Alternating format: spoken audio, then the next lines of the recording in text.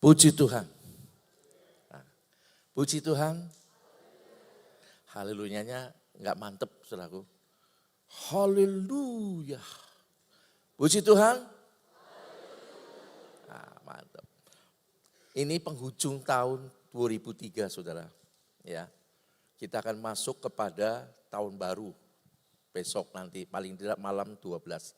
Jam 12 malam nanti. Di tahun mendatang saudaraku, firman Tuhan katakan bahwa bukan semakin baik. Ini saya nggak nakut-nakuti, kadang-kadang ini pendeta kalau khotbah. Saudaraku, firman Tuhan nggak ada yang nakut-nakutin. Tetapi memberitahu apa adanya. Ya. Dan ketika kita meninggalkan tahun ini, maju ke tahun yang baru, ada satu hal yang perlu saudara ingat. Pertama, umur kita berkurang setahun. Kedua, kedatangan Tuhan semakin dekat lagi. Nah, saya kasih judul saudaraku yang Tuhan kasih untuk khotbah pagi ini, yaitu sepola pikir dengan kehendak Tuhan. Bapak Ibu, sesungguhnya segala hal kesulitan apapun yang akan kita hadapi, Tuhan sudah kasih kiatnya. Tuhan sudah lengkapi semuanya di firman Tuhan. Cuman yang menjadikan kita tidak menikmati itu semua, pola pikir kita yang berbeda dengan Tuhan. Yang membuat firman Tuhan berkat pertolongannya tidak menjadi kenyataan. Karena kita tidak sejalan dengan pikiran Tuhan. Ya, ini pola pikir Tuhan. Mari kita lihat ayatnya saudara. Di dalam Roma pasal 12 ayat 2 saya akan memulai dari ayat ini sebagai ayat pokok kita.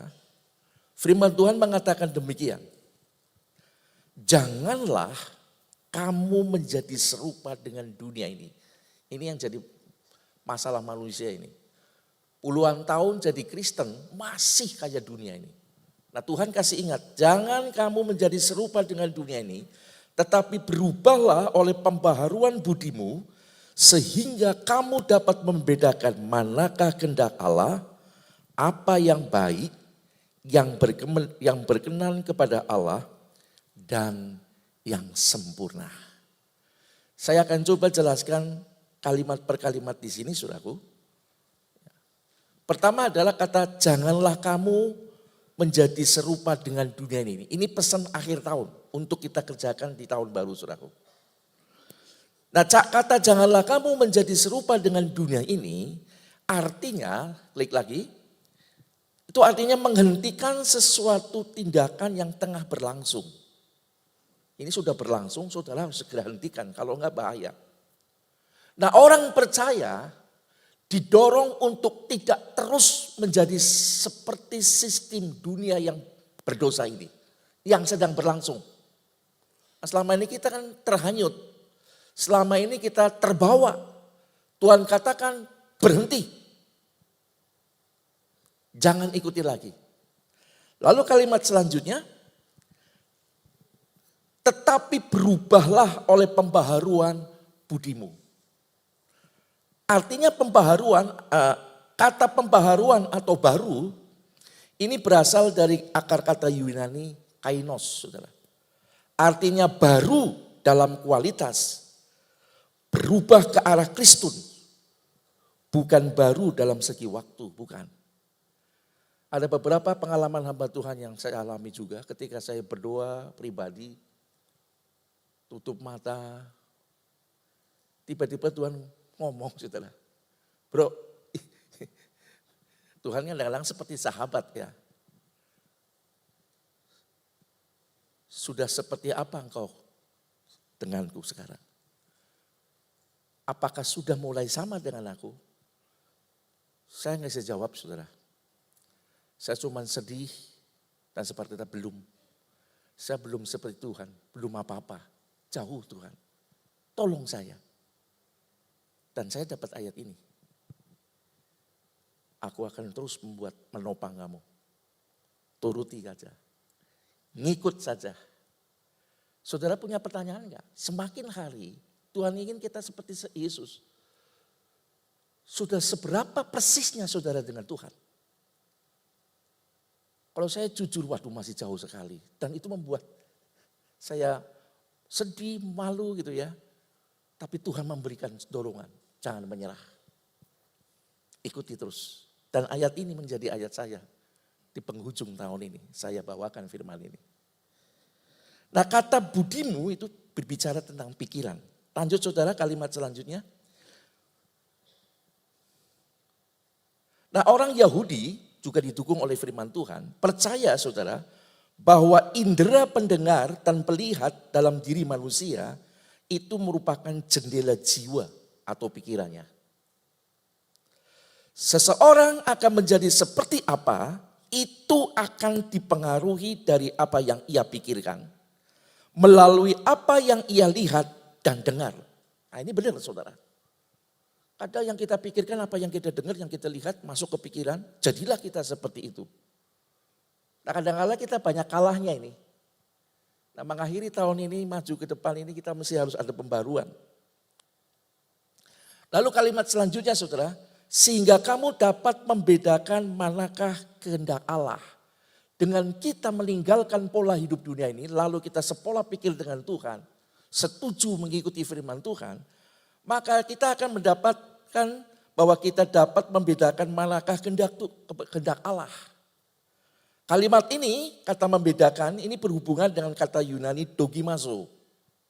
Yang artinya menguji dengan sebuah pandangan menuju ke arah persetujuan. Saya mau ngikuti Tuhan nih. Lalu kita menghadapi sesuatu yang berhadapan dengan kita, kita uji. Ini sesuai enggak dengan firman Tuhan? Kalau tidak sesuai jangan setuju, mesti diuji. Tapi kalau ini benar, saya harus lakukan. Nah saudara, pola pikir yang berubah ini akan juga membawa kepada kita perubahan dalam hidup kita. Jadi kalau pola pikir kita sudah tidak seperti dulu lagi, tapi mengikuti pola pikir kehendak Tuhan, maka itu akan membawakan perubahan dalam hidup kita juga saudara.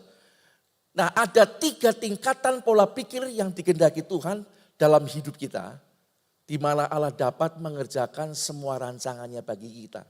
Yaitu pada kalimat ini saudara, ini yang akan saya bahas 3 hal ini. Apa yang benar, apa yang baik, 2 yang berkenan kepada Allah, dan yang ketiga dan yang sempurna. Mari kita lihat satu persatu apa yang baik. Saudaraku, kita melakukan sesuatu harus yang baik. Tuhan ingin yang terbaik. Tetapi pola pikirnya kita begini saudaraku. Kesalahan pada umumnya yang dilakukan oleh orang percaya, hanya berhenti pada apa yang baik menurut benarnya sendiri. Betul saudara? Tapi bukan kepada yang berkenan sama Tuhan. Nah ini dia pentingnya kita. Saya mau tanya saudara, ibadah baik enggak? Baik. Tapi kalau ketika mau ibadah, dibangunin sama istri, kebaktian. Wah, yang sore baik. Baktian ben bareng-bareng orang enak loh. Pagi dong sering takon. Ini lanangnya kawan. Jakung dewekan karen duwe lanang. Terus saudara bangun. Ya wis. Nyetili. Cucu saudaraku. Berangkat ibadah. Ibadahnya betul.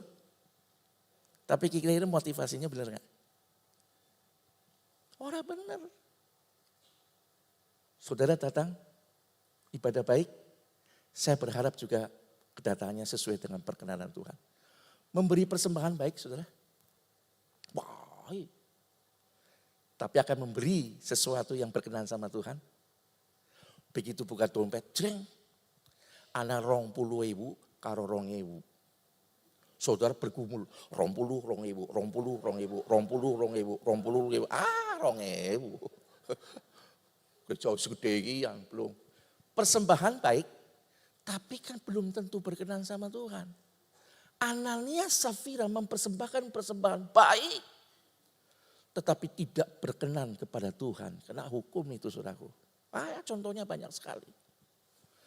Sesuatu yang baik, itu kan menurut benarnya kita.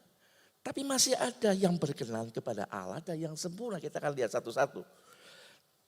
Nah saudara, saya memberikan contoh kisah ini ya. Di dalam Lukas 5 ayat 1-6 tolong dibuka sebab saya tidak menulis catatan.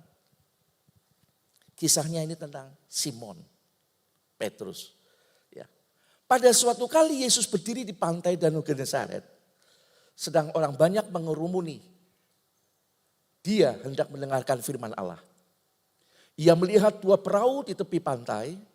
Nelayan-nelayannya telah turun dan sedang membasuh jalannya. Ia naik ke dalam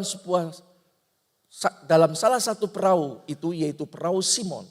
Dan menyuruh dia supaya menolakkan perahunya sedikit jauh dari pantai. Lalu ia duduk dan mengajar orang banyak dari atas perahu. Setelah selesai berbicara, ia berkata kepada Simon, bertolaklah ke tempat yang dalam dan tebarkanlah jalamu untuk menangkap ikan. Simon menjawab, Guru, telah sepanjang malam kami bekerja keras dan kami tidak menangkap apa-apa. Tetapi karena engkau menyuruhnya, aku akan menebarkan jala juga. Dan setelah mereka melakukannya, mereka menangkap sejumlah besar ikan sehingga jala mereka mulai koyak. Kita masuk ke catatan lagi. Yesus di ayat 4 tadi saudara berfirman, ngomong, bertolaklah ke tempat yang dalam, tebarkanlah jalamu untuk menangkap ikan. Ini firman saudara. Tetapi di ayat 5 Simon berargumen sesuai dengan pengalaman dan kenyataannya yang dihadapi.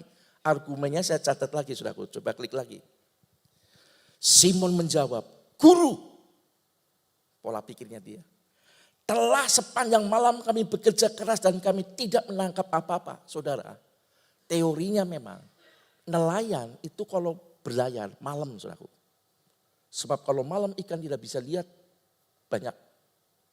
Jadi Simon seperti rada meremehkan Tuhan. Enggak tahu dia ini. Sepanjang malam loh. Teorinya itu kalau menangkap ikan itu malam. Jangankan ikan satu ekor, teri pun nggak dapat. Dikatakan di sini, kami nggak dapat apa-apa. Yang diomongkan Simon benar nggak saudaraku? Benar loh, itu fakta. Dia nggak dapat apa-apa. Sesuai teori kalau mau jala ikan itu malam. Tapi hasilnya nihil, kosong saudaraku. Nggak dapat apa-apa, benar. Argumennya benar, nggak salah. Tetapi yang tidak berkenannya adalah Simon seperti kurang mau mempercayai omongannya Yesus. Firmannya Tuhan. Tetapi untung tidak berhenti di situ. Simon seperti berkata, ya udahlah. Tetapi karena engkau menyuruhnya, aku akan menebarkan jala juga. Wis untung-untungan dituruni baik. Tapi saudara lihat. Dalam catatan saya, Simon Petrus awalnya menanggapi perintah Yesus dengan pola pikirnya sendiri. Dan itu benar. Dia nggak bikin-bikin loh. Faktanya begitu. Dengan pola pikirnya sendiri dan menurut kebenaran dari pengalamannya sebagai seorang nelayan. Tetapi ketika ia menanggalkan semua pola pikirnya itu yang nyata, faktanya begitu. Untuk menuruti kata-kata Tuhan. Yang dianggap Simon nggak ngerti dia soal nelayan. Tapi ya dia ngomong sih, Guru, hasilnya mengejutkan saudara. Ayat 6 jalannya sampai koyak. Kadang ternyata banyak ikan. Saudara, tahun depan kita akan menghadapi fakta yang kayak gini. Nihil. Tapi ketika kita pola pikir kita selaras dengan perintah Tuhan. Kerjakan. Tuhan mampu membalikkan fakta menjadi kenyataan. Amin. Harus semangat di dalam Tuhan. Mari selaraskan pola pikir kita pada kehendak Tuhan. Dan yang kedua, yang berkenan kepada Allah. Tadi kan apa yang baik. Jadi segala sesuatu memang kita harus mengerjakannya dengan baik. Saudara layani dengan baik, jangan asal-asalan. Layani yang baik. Tapi jangan lupa bukan berhenti pada yang baik, tapi kerjakan yang baik itu sesuai dengan yang berkenan kepada Allah. Ini nih saudaraku kuncinya saudaraku. Melakukan sudah baik, tapi yang berkenan ini yang penting. Ya, Harus penting. Nah, apa yang berkenan kepada Allah itu? Klik lagi. Jawabannya ada di situ, saya tulis. Dengar dengan seksama firman-Nya dan kerjakan sesuai firman-Nya. Lakukan yang baik tetapi selaraskan dengan apa yang firman Tuhan katakan kepada kita. Sudah baik, berkenan. Saya kasih contoh, saudaraku. Di dalam Lukas 10 ayat 38-42. Tolong dibuka. Ini sudah pernah dibahas, saudaraku. Ketika Yesus dan murid-muridnya dalam perjalanan, tibalah ia di sebuah kampung, seorang perempuan yang bernama Marta menerima dia di rumahnya. Terus, perempuan itu mempunyai seorang saudara yang bernama Maria. Maria ini duduk dekat kaki Tuhan dan terus mendengarkan perkataannya. Sedang Marta sibuk sekali melayani, ia mendekati Yesus dan berkata, Tuhan, tidakkah engkau peduli bahwa saudaraku membiarkan aku melayani seorang diri? Suruhlah dia membantu aku. Tetapi Tuhan menjawabnya, Marta, Marta, engkau khawatir dan menyusahkan diri dengan banyak perkara. Tetapi hanya satu saja yang perlu. Maria telah memilih bagian yang terbaik yang tidak akan diambil daripadanya. Saudara, dari kisah ini, kita lihat saudara. Marta mengerjakan sesuatu yang baik. Nyiapin makanan itu baik loh saudara. Tetapi Marta mengerjakan apa yang baik tanpa mengerti apa sebetulnya yang berkenan kepada Yesus saat itu. Hasilnya kata Tuhan, kamu cuma menyusahkan diri. Saudara, semua yang kita lakukan dengan baik, tapi tidak selaras dengan perkenanan Tuhan, hasilnya cuma kesel tok, menyusahkan diri. Kita lanjut dulu. Maria menyadari, tetapi Maria ya, menyadari ada hal lain yang lebih diperkenan Tuhan. Dan ia ambil hal itu, yaitu duduk di kaki Tuhan, mendengarkan semua yang diucapkan dan dikehendaki Tuhan. Maria, klik lagi, mengambil bagian yang terbaik, yaitu perkenanan Tuhan. Saudara, orang yang suka duduk di kaki Tuhan selagi hidupnya, kelak dia akan duduk bersama Tuhan Yesus dalam kerajaannya. Lalu pertanyaannya, memangnya Tuhan gak butuh makanan? Butuh. Bukan berarti pelayanan Maria tidak butuh, tetapi ada sesuatu yang diperkenan Tuhan sebelum itu. Coba saudara buka Yohanes 4 ayat 32 sampai 34. Nah, akan tetapi ia berkata kepada mereka, padaku ada makanan yang tidak kamu kenal. Ini yang Marta gak ngerti. Dia hanya faktanya, jasmani. Terus maka murid-murid itu berkata seorang kepada yang lain, adakah orang telah membawa sesuatu kepadanya untuk dimakan? Jawabannya, kata Yesus kepada mereka, makananku ialah melakukan kehendak Dia yang mengutus aku dan menyelesaikan pekerjaannya. Maria ambil ini bagian yang terpenting. Marta gak ngerti. Dengar firman-Nya, perkenanannya. Sebab ada makanan yang lebih penting yang harus Marta ketahui, bukan cuma jasmani. Betapa sering kita ribut bertengkar hanya karena perkara jasmani yang dikedepankan. Itulah sebabnya Tuhan berkata Maria mengambil bagian yang tidak akan diambil dari orang lain. Dia kelak akan duduk bersama dengan Tuhan dalam kerajaannya. Dan pelayanannya lebih berkualitas setelah dia mengerti apa yang diperkenan Tuhan. Saudaraku yang Tuhan kasihi, sebab di dalam Matius 4 ayat 4 dikatakan, bisa dibuka. Matius 4 ayat 4. Tetapi Yesus menjawab, ada tertulis manusia hidup bukan dari roti saja, tetapi dari setiap firman yang keluar dari mulut Allah. Bapak Ibu, segala sesuatu yang kita kerjakan dengan mengerti firman Tuhan, hasilnya bagus. Tapi orang yang melayani Tuhan tapi gak memiliki pengertian firman Tuhan, ribut pasti. Dibilang gak rohani dia, ya jelas gak rohani. Wong dia melakukan tanpa mengerti firman Tuhan, tanpa aturan firman yang benar. Loh aku pinter nyanyi kok. Tapi pinter nyanyinya harus seturut firman Tuhan, bukan semaunya dia. Saya harus pilih. Singernya harus yang hebat-hebat, kalau enggak lebih baik saya enggak. Ini kan ngawur seperti Marta. Aku wis kesel loh. Orang pada bantu. Paham saudara? Kenapa Musa ketika dipanggil Tuhan di tengah jalan mau dibunuh sama Tuhan? Itu pertanyaan masuk ke tanya jawab saya. Gara-gara sunat saudara. Saya menjawab, Tuhan tidak ingin orang melayani.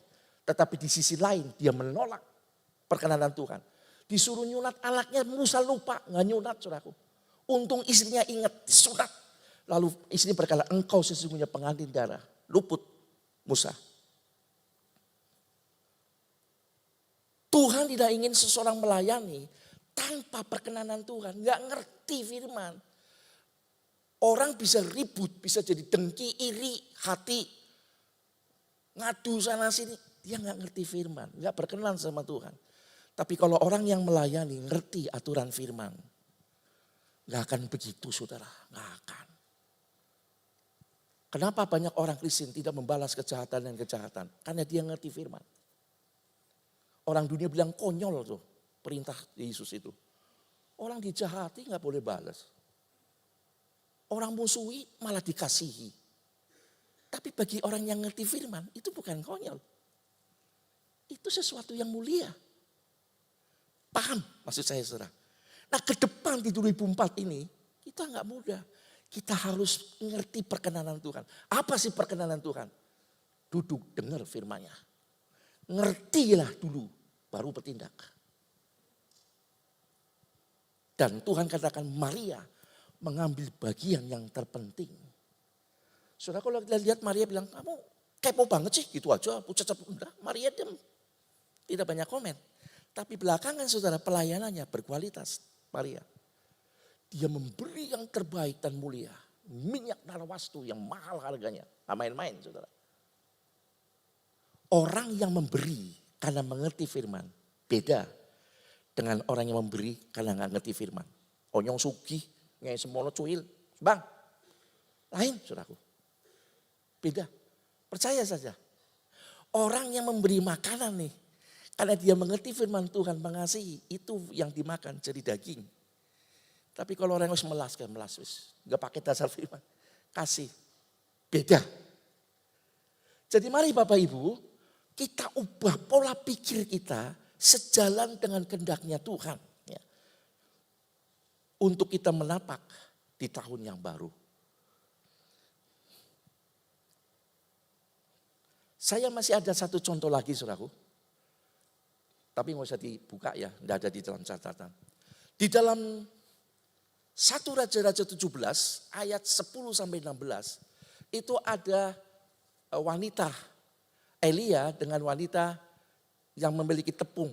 Wanita apa namanya? Saya lupa. Janda Sarfat. Situasinya lagi kelaparan saudara. Lalu datang Elia berkata, aku minta tolong dong. Kasih seteguk air. Dikasih saudara. Oh masih normal. Tetapi sebelum dia mau pergi, Elia berkata, bu. Tolong beri aku juga roti ya. Saudara, mulai jalan ini pola pikirnya. Pak, saya cuma punya tepung segenggam, sedikit minyak dan air dalam kendi. Saya buat untuk makan saya dengan anak, itu pun gak cukup. Sudah itu saya mati. Enggak, bikin dulu buat saya. Si Jan ini berpikir ini pendeta, rakus amat sih. Galuk ini ngenge, malah nyelodok minta ini. Pola pikirnya bener loh, dewek lagi kelaparan kayak orang ngerti kayak pendeta orang pikirannya kayak pipit. Tetapi ketika Elia berkata, sebab firman Tuhan berkata, tepung dalam tempayan kamu tidak akan habis, minyak dalam buli tidak akan habis, sampai berlalunya masa kelaparan 3,5 tahun lalu, saya lupa itu. Ini saya tercetus di pikiran saya. Maka ketika si janda itu mendengar firman Tuhan, dia hapus semua pola pikirnya dia. Dia hapus semua kenyataan itu. Dia lebih turuti apa kata Tuhan. Saudara baca nanti di rumah, hasilnya tepung dibikin, ada lagi terus. Sampai masa panen itu selesai, tepungnya baru habis. Saudara jangan bilang ini cerita Pak. Enggak. Segala tulisan yang ditulis dalam Alkitab itu ilham Allah. Dan itu menjadi kenyataan. Sekarang tinggal pola pikir kita aja. Mau tetap mengikuti pola pikir kita yang terbatas. Dan menuruti apa yang kita lihat. Atau kita menuruti apa yang kita dengar dari firman Tuhan. Lalu kita kerjakan. Tuhan akan kerjakan hal yang sama Bapak Ibu. 2004 boleh terjadi sebuah kesulitan apapun. Tapi firman ini ya dan amin. Akan terjadi dalam kehidupan kita. Kalau kita mengikuti pola pikir firman Tuhan. Dan mengerjakan dengan tulus. Amin Bapak Ibu. Kita lanjut yang ketiga. Dan yang sempurna. Ini dia.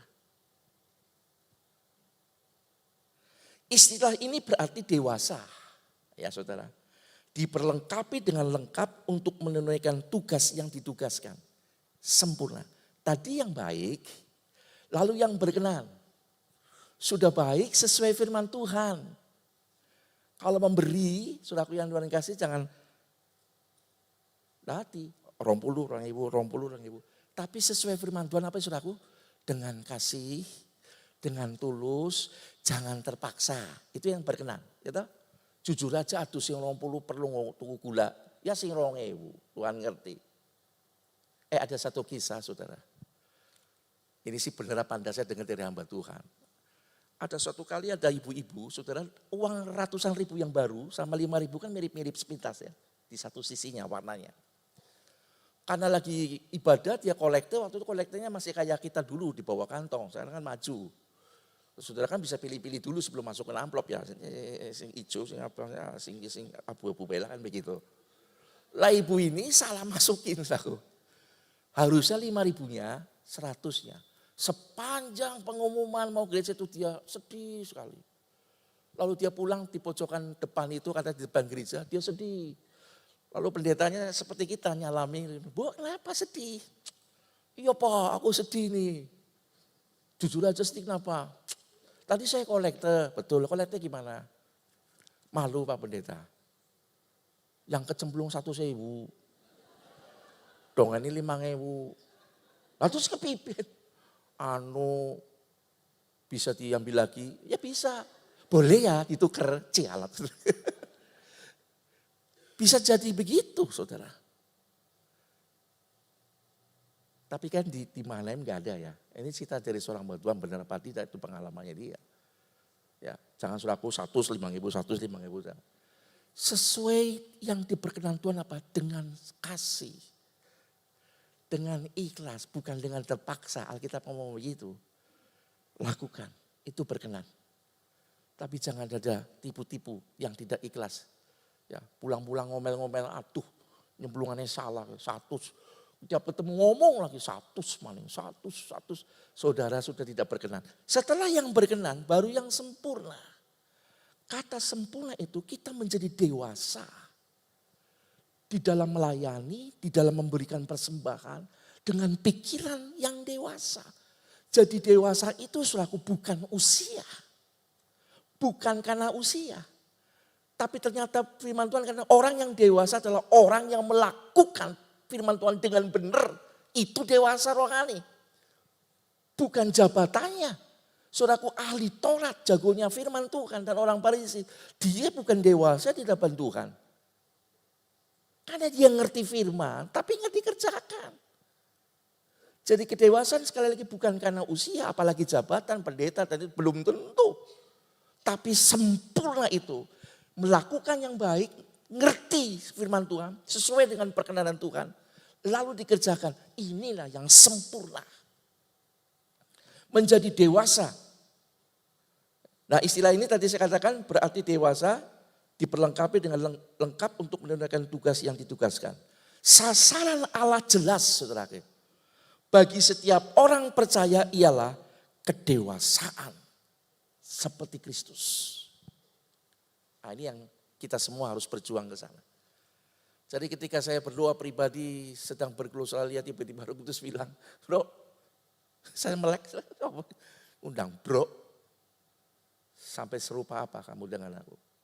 Saya sedih banget saudara, belum Tuhan. Tuhan kadang-kadang seperti sahabat ya panggil ya. Memang kan kalau dalam Tuhan itu yang sulung, kakak sulung kita. Sebagai patronnya dia. Itu hari saya berduka sedih belum Tuhan. Tapi Roh Kudus di dalam. Aku akan dorong kamu terus. Kerjakan terus seperti firman. Dan kedewasaannya itu saudaraku, coba di dalam Matius 5 ayat 48. Dikatakan demikian, karena itu haruslah kamu sempurna, sama seperti Bapamu di dalam surga, di surga adalah sempurna. Saudara tahu Yesus dan Bapa satu? Tuhan kutuk, karena itulah kamu harus sempurna. Seperti Bapamu di surga adalah sempurna. Bisa, ada orang tanya, Pak, apakah mungkin kita yang banyak kekurangan bisa jadi sempurna seperti Yesus? Memungkinkan kalau tadi kita lakukan itu saudaraku. Apa yang baik, yang berkenan kepada Allah dan yang sempurna. Tetapi sebelum itu ubah pola pikir kita. Jangan seperti dunia. Sebab kalau apa-apa seperti dunia, wah berat saudara. Berat. Saya bisa ngeranapi seperti itu. Kalau pakai pikiran kita, pikiran daging kita, wow wis dipenuhi ketidaksetujuan, dipenuhi keiri hatian, dipenuhi gagah-gagahan. Wah tambah kedagingan saudara, nggak kerohanian. Saya harus yang lebih ini, lebih baik. Benar lebih baik. Tapi harus yang berkenan. Sebab banyak orang yang melakukan baik seperti Marta tadi. Tuhan bilang kamu cuma menyusahkan dirimu sendiri. Baik sih, tapi tidak berkenan di hadapan Tuhan. Tetapi Maria mengambil bagian yang paling penting itu. Yaitu perkenanan Tuhan. Puji Tuhan. Yesus sendiri berkata saudaraku dalam firman-Nya, dalam pelayanannya, apa yang aku katakan, termasuk yang dia buat, bukan dari diriku sendiri. Tetapi aku mendapatkan dari Bapa. Demikian juga saudaraku, apa yang kita katakan, kita kerjakan, melayani, bahkan memberi, berkorban. Itu karena kita juga mencontoh dari apa yang Yesus katakan buat kita. Maka itu akan menjadi sempurna di mata Tuhan. Nah kadang-kadang kita nggak sempurna. Ya, kadang-kadang tidak sempurna. Saya juga kadang-kadang kalau berdiri di sini, saya ingat terus kata gembala. Bebannya berat saudara. Ya seperti tadi pengalaman saya. Seberapa banyak kamu sudah seperti aku. Nah ini, kamu ngomong ini itu, sudah siap ke situ tidak. Ini memang bebannya berat, harus berjuang ke sana. Tetapi yang saya sampaikan pada hari ini saudaraku, apa yang sudah berlalu di tahun 2003 ini, saudara harus buang dan perbaharui pola pikir kita. Ke depan betul akan menghadapi banyak peperangan. Fakta-fakta yang mustahil buat kita. Tetapi ketika kita berpegang kepada apa kata firman Tuhan, bukan apa kata dunia ini, maka Tuhan mampu membalik sesuatu fakta yang mustahil menjadi kenyataan dan kemenangan buat kita. Puji Tuhan. Nah, pola pikir di sini saudaraku, kita lihat yang terakhir. Pola pikir Simon Petrus dan murid-murid lainnya yang telah diubahkan sekarang. Ya, mari kita buka dalam Yohanes 21 ayat 1 sampai 6 secepatnya aja. Masih ada waktu. Ini pengalaman yang kedua dari Simon Petrus. Pengalaman pertama tadi kan dia berargumen.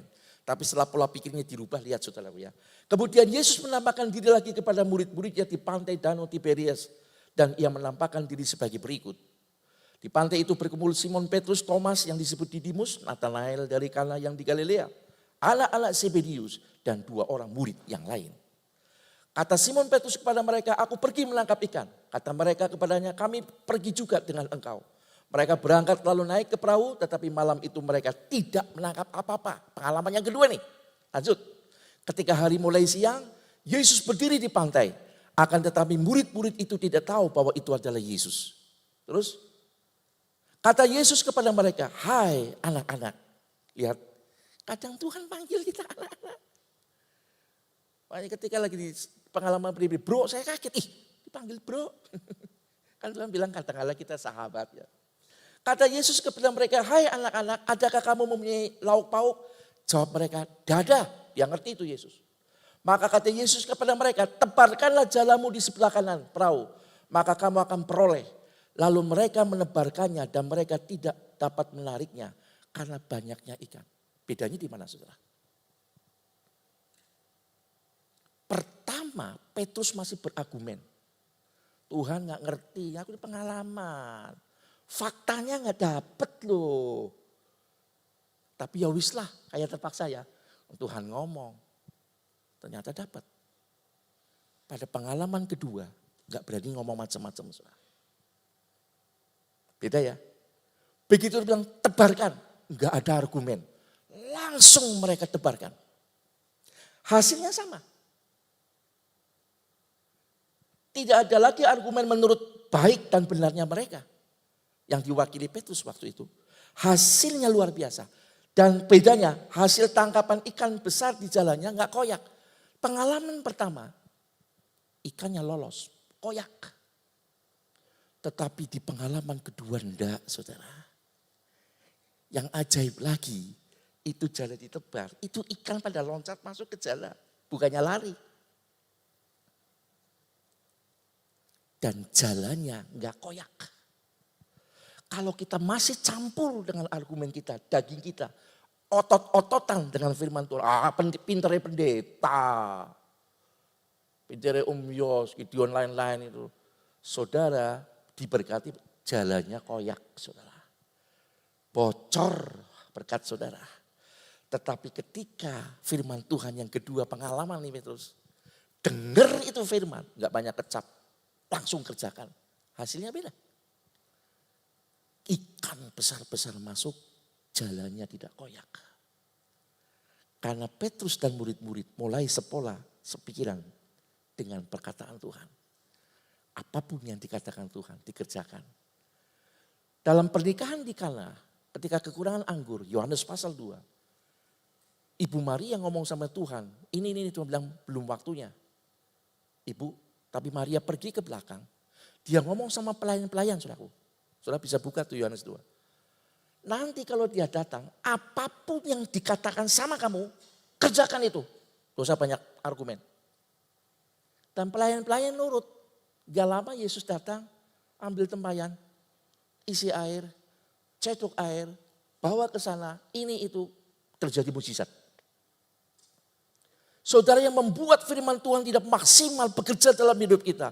Jangan jadi berkatnya karena pola pikir kita yang bertentangan dengan Tuhan. Masih melawan, masih merasa dirinya paling benar, masih paling. Ini hanya murid-murid. Dan argumen mereka betul bukan dibuat-buat. Tetapi apapun yang terjadi sekali lagi, mari kita sepola pikir dengan firman Tuhan. Amin. Maka semua yang akan dibuat Tuhan kepada murid-murid, kepada janda di Sarfat, itu akan menjadi kenyataan kita di tahun 2004. Dan firman ini bukan dongeng saudara. Firman ini bukan sejarah saudara. Tapi ini ditulis menjadi pengajaran buat kita dan menjadi kenyataan bagi setiap umat Tuhan. Yang pola pikirnya sepikiran dengan Tuhan. Lalu mengerjakan sesuai dengan firman Tuhan. Maka hasilnya kita akan tetap survive di tengah dunia yang tidak menentu. Amin Bapak Ibu. Percaya kepada Tuhan. Uji Tuhan.